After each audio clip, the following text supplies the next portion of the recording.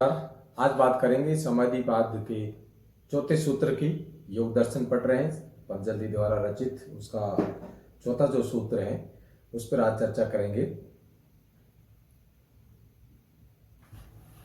चौथा सूत्र है वृत्ति सामरूप्य मितरित्र, यानी इतरित्र का अर्थ होता है दूसरी अवस्था।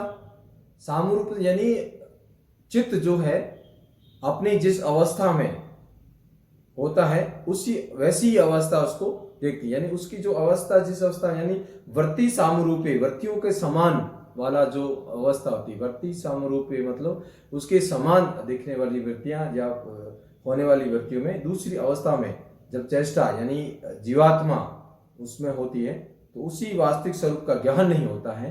दूसरी जैसा मान लो अपने मन के अंदर क्रोधभाव होता है तो क्रोधाभाव होता है तो क्रोध जैसे होगा तो चित्त है उसी अवस्था में होगा, वैसा ही व्यवहार वो करेगा।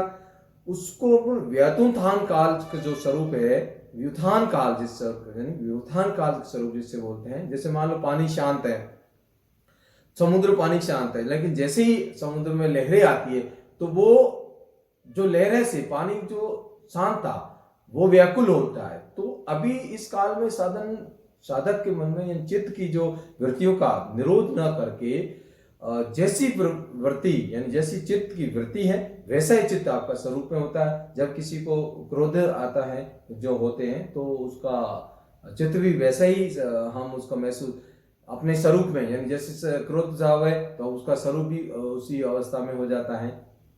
ठीक उसी प्रकार जो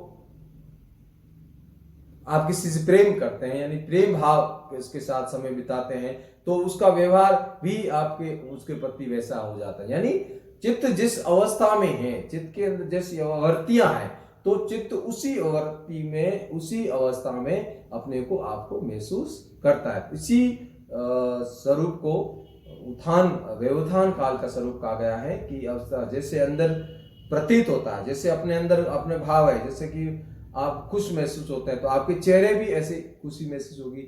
आप अगर क्रोध भाव होगा तो आपके आंखों पे भी झलकेगा भी व्यक्ति के व्यवहार है, जो इसका जो चित्त है जो है वो क्रोधित भाव है दिखेगा, आंखों से झलकेगा कि रजो गण की प्रबलता ज्यादा है या तमो गण की प्रबलता ज्यादा है या सतगुण की प्रबलता। जैसा चित्त का स्वरूप होगा वैसी अवस्था ही होगी। उसी अवस्था को हम क्या कहते हैं, व्युत्थान काल की जो अवस्था है, यानी चित्त जो है, चित्त का जो स्वरूप है, आंतरिक जो विचार है, उसकी वृत्तियां हैं, उसी वृत्तियों के आधार पर या उसका गुण है, भूमियां है, उसी के आधार पर उसको देखते हैं। तो इसलिए उस वृत्ति सामरूप्य मितरित्र, यानी जैसी वृत्तियां हैं वैसा ही चित्त का स्वरूप है, जैसा स्वरूप जैसा मन के अंदर भाव है वैसी इस अवस्था में देखता है। तो ये इसका चौथा जो सूत्र था।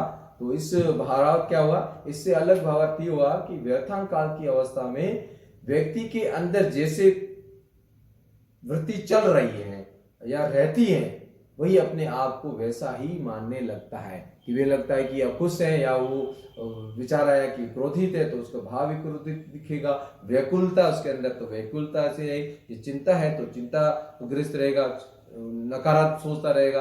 अगर सकारात्मक भाव है तो उसके अंदर अच्छे भाव आने लगेंगे। तो जैसे उसका व्याकुल उसका मन का चित्त है वैसा ही सोचेगा। तो आज ये चौथा सूत्र था और कल अब फिर पढ़ेंगे पांचवा सूत्र। इसी के साथ जय हिंद जय भारत।